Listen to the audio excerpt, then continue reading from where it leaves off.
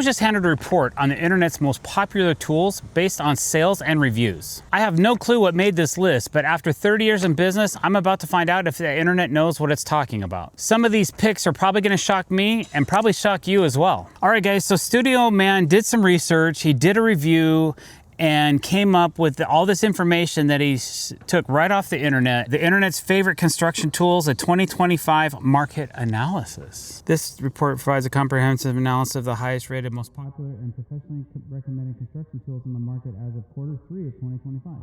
Utilizing extensive data. Key findings indicate a highly competitive market dominated by established ecosystems, Milwaukee, DeWalt, and Makita. Top three guys, right? Yet significantly disrupted by high-performance challengers, notably Flex, which is available at your local Lowe's.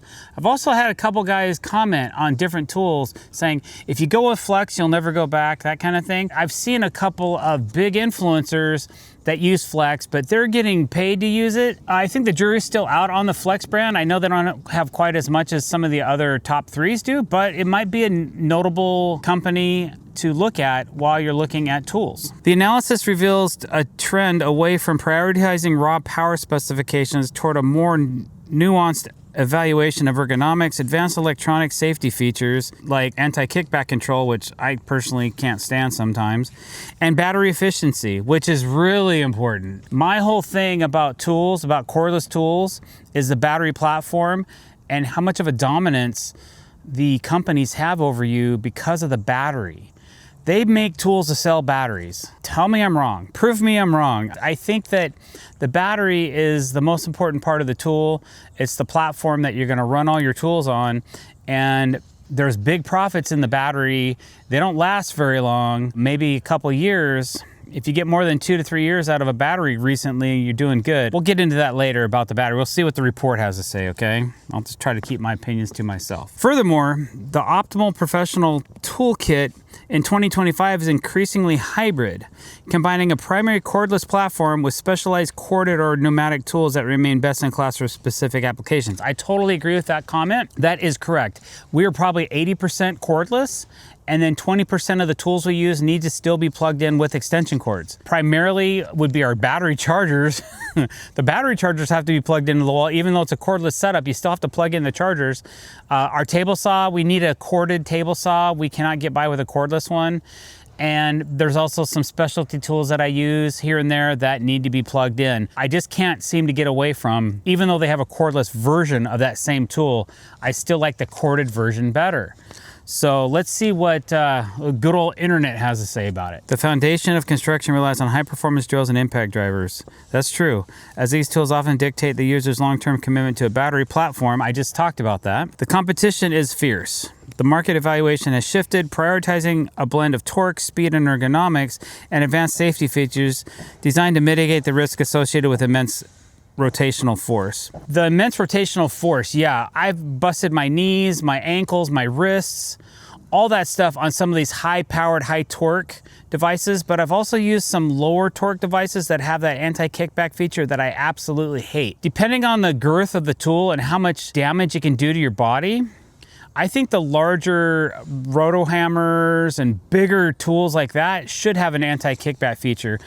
I don't feel like some of the smaller impact drivers or possible drill drivers, I don't think they need an anti-kickback, but that's just me talking, okay? That's a personal opinion. That's not a popular opinion, that's personal. All right, so basically the way these are graded is rank, the brand, the average rating, key, which I don't understand, and key reasons, but we'll find out as we go. Oh, key specifications. Okay, wow. Right out of the gate, I'm already surprised. Page 1, number column 1. Okay, rank. Rank number 1, Milwaukee M18 Fuel, rank number 1. This one received a 4.8. It's the best overall balance of high power, compact size, and effective auto stop anti-kickback control. I'm putting the anti-kickback stuff on the back burner personally. I'm just gonna try to keep my opinion to myself on this, but if you have an opinion, comment below and let me know what you guys think about it. Maybe it saved your wrist, maybe it saved your elbows or something. That's great. What do you guys think of anti-kickback? Let me know below, please. All right, second is Flex 24 volt turbo. It rated high, it doesn't give me a number, and it leads the market in raw power and speed tests, backed by a lifetime warranty. So maybe that's something to look into at your local Lowe's. Not sponsored. Number 3, DeWalt 20 volt max XR. It got a 4.6, and they say immense power and the fastest drilling speeds in several independent tests, highly reliable, market leader. And then the 4th spot is Makita 40 volt XGT. I really like this drill. Makita sent us some samples and the battery platform. We're both impressed with the actual drill.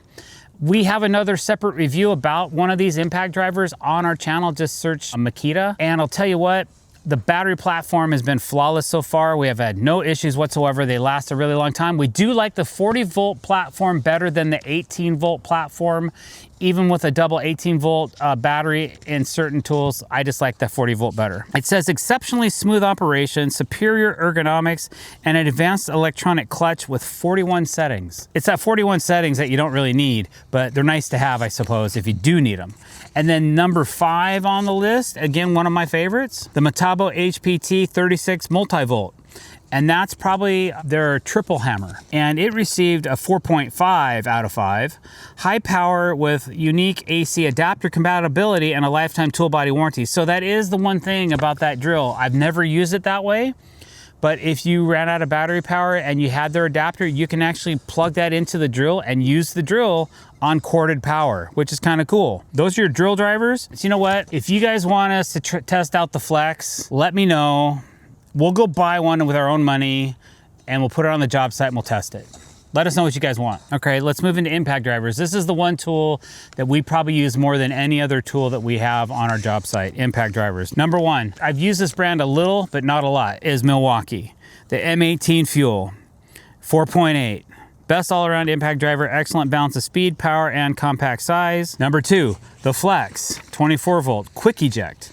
It ranks high. It doesn't give us a number, but it says it ranks really high. 2,500 inch-pounds, 4,000 RPM, absolute leader in raw performance metrics. Features a unique quick eject collet for efficient bit changes. That's kind of cool. DeWalt Atomic 20 volt max, we have some of those. It received a 4.5. Class leading compactness, which it is. I mean, it's really awesome because it's so tight. High power, ideal for tight spaces. Then we have Makita 18 volt LXT, which superior electronic controls, specialized T modes for precise fastening and excellent ergonomics. It received a 4.6. So actually ranked higher than the DeWalt, but it's number 4 on the list for some reason. And then the 5th one is the rigid 18 volt brushless, 4.5. High torque output and a lifetime service agreement provides excellent professional value. I don't know about that lifetime service agreement, and I don't think the internet does either, to be honest. I think that sucks. I've had problems with their tools. I went to go find the service agreement location. It put me in the middle of a ghetto in Tacoma with nobody there to help me. I would say check that service center before you buy. Okay, we're going away from drills and we're going into cutting systems. The transition from corded to cordless power continues across the cutting landscape with modern battery platforms now matching or exceeding corded performance in most applications. I also agree with that statement. Internet, you're not doing too bad. It's amazing when we have a cordless chop saw that runs better on batteries than it does when you plug it into the wall. And that's just the raw fact. We know better. We don't even bring an adapter.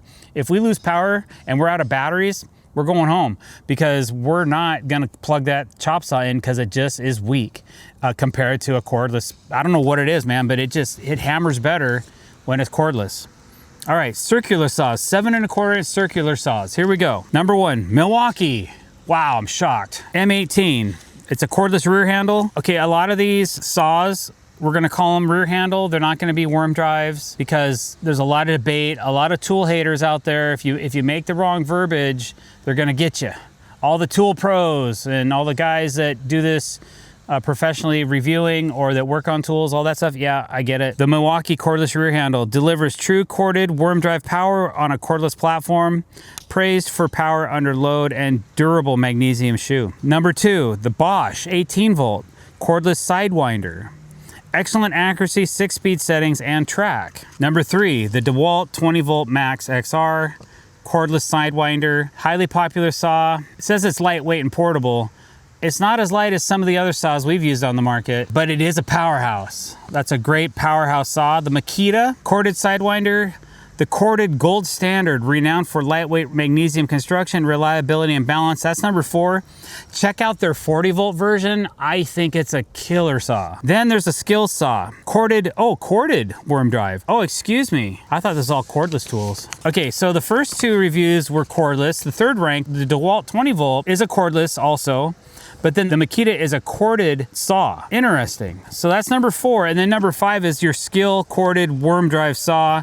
It's your standard. I had one for 20, 30 years before cordless rear handle saws even came to the market. And the magnesium is a lighter version of that. The Mag 77 or something like that. Delivers immense torque for demanding continuous cutting tasks, preferred for high volume production framing. You're gonna find a skill saw on every framing job site all across the nation. They're so popular. All right, miter saws. These are 12-inch sliding compound miter saws. Now, I'm looking at this list and there's versions of corded and cordless all on the same list, and I'm gonna try to pay a little more attention to make sure to let you know which ones are what. The number 1 sliding compound miter saw is your Bosch 12-inch axial glide. It's a corded saw.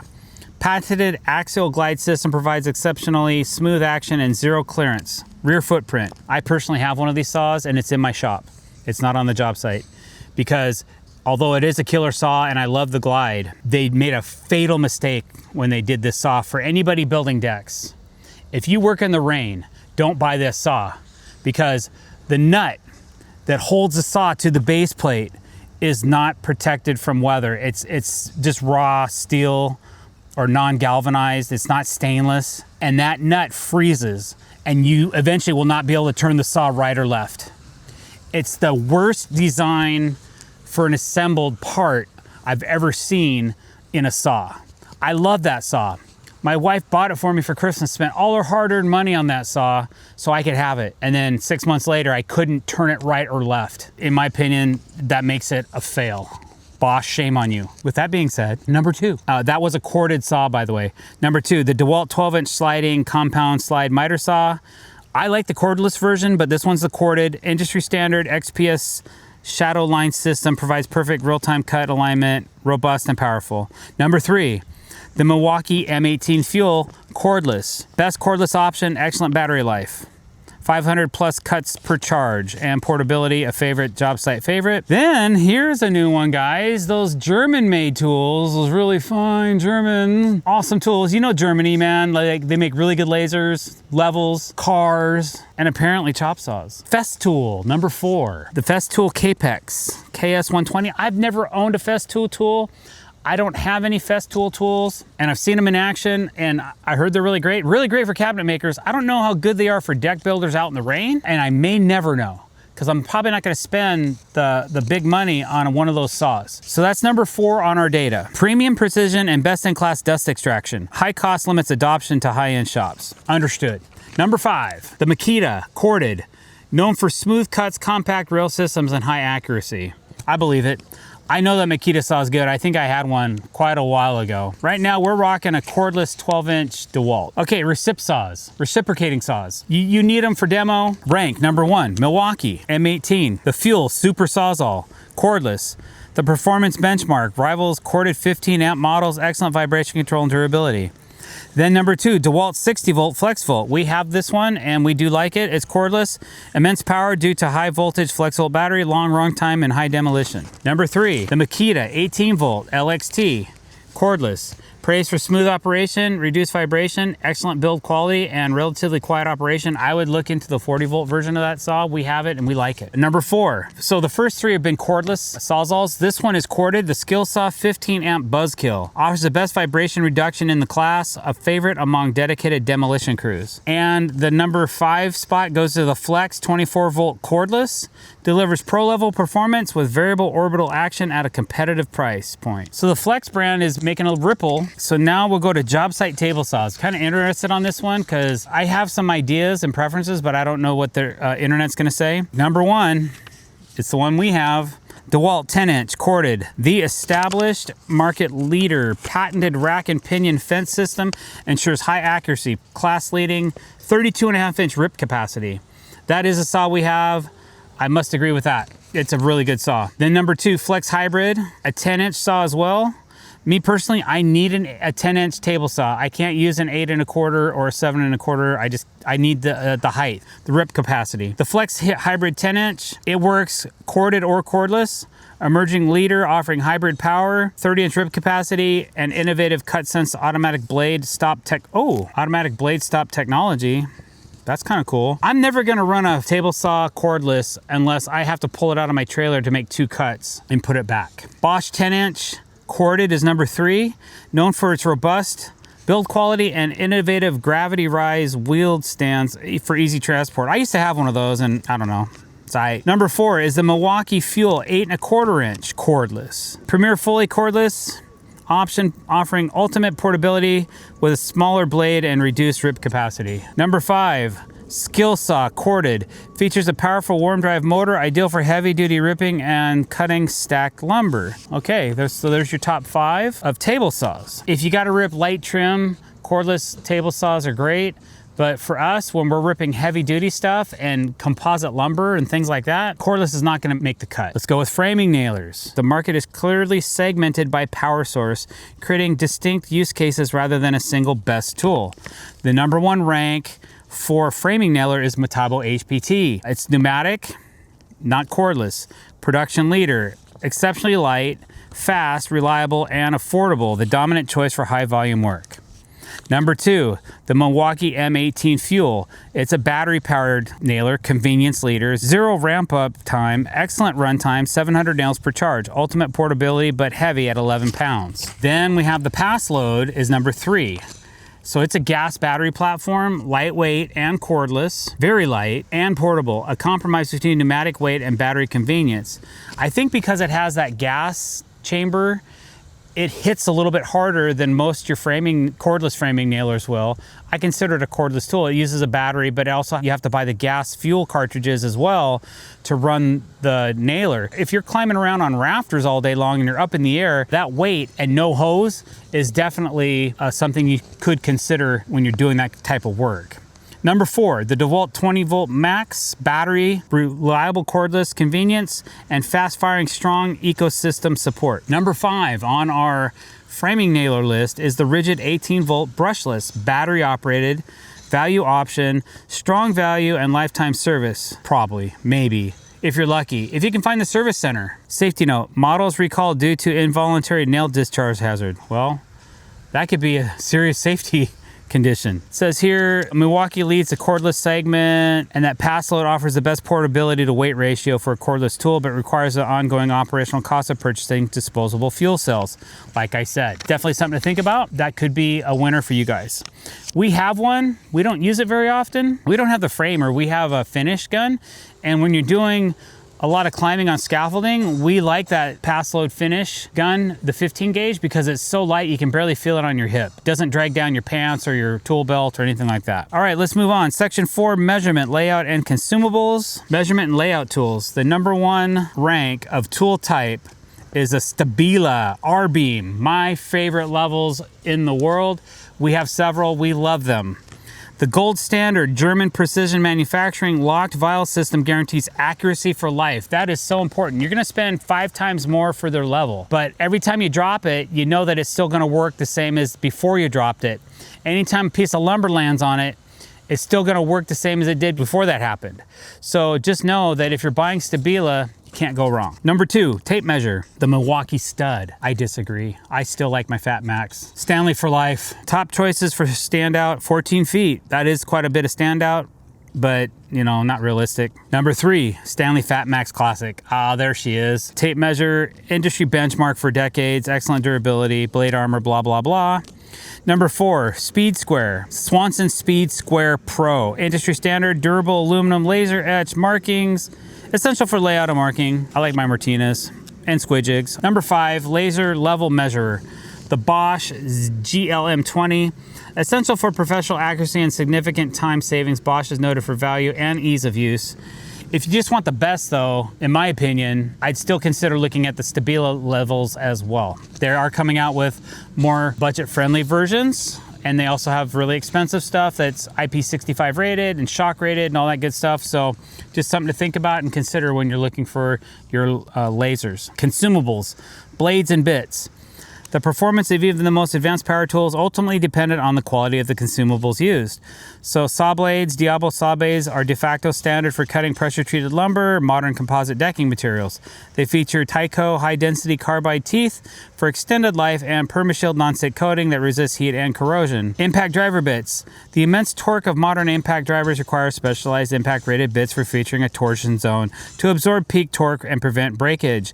Milwaukee Shockwave and Makita Impact XPS are the leading product lines offering superior longevity and resistance to failure. The optimal toolkit is not blind brand loyalty, but a strategic foundation of a primary cordless ecosystem, intelligently augmented with the best-in-class tools from across the market to achieve maximum efficiency, precision, and safety. I guess in conclusion, what it boils down to is, are you gonna have a corded or cordless job site? We are 80% cordless and 20% corded. We did choose a battery platform. We actually have 2 on site right now, which is starting to change. We're keeping our DeWalt battery platform. That's our most heavily invested platform that we have. On top of that, we also have Metabo HPT, which the batteries have slowly been dying, and I have not been replacing them because they're harder to obtain and they're kind of spendy. They used to be a better price point, and now I haven't been able to seem to find them locally easily. We can always alleviate some of that by going to online tool suppliers and that kind of thing. But sometimes when you just need a battery, you just want to go to your local hardware store and pick one up. So that just becomes more of a matter of convenience for you instead of having to order something online and wait for it, especially if you need it the next day and it's 5 o'clock in the afternoon. So I think what you really need to do is do your own due diligence, do your research, pick a battery platform that you're going to be happy with, and then stick with it. Right now we have 4 different battery platforms on our job site. We have Bosch, Metabo HPT, Makita, and DeWalt, and we'll probably narrow that down to just 2 platforms eventually, being probably DeWalt and Makita, but I'm not sure. So stay tuned as we do new reviews and new tool recommendations for you for the future. Thanks for watching this video. If you liked it, don't forget to hit that subscribe button and that bell icon to be notified when we're putting out new content, guys. Thanks for watching. Have a great day.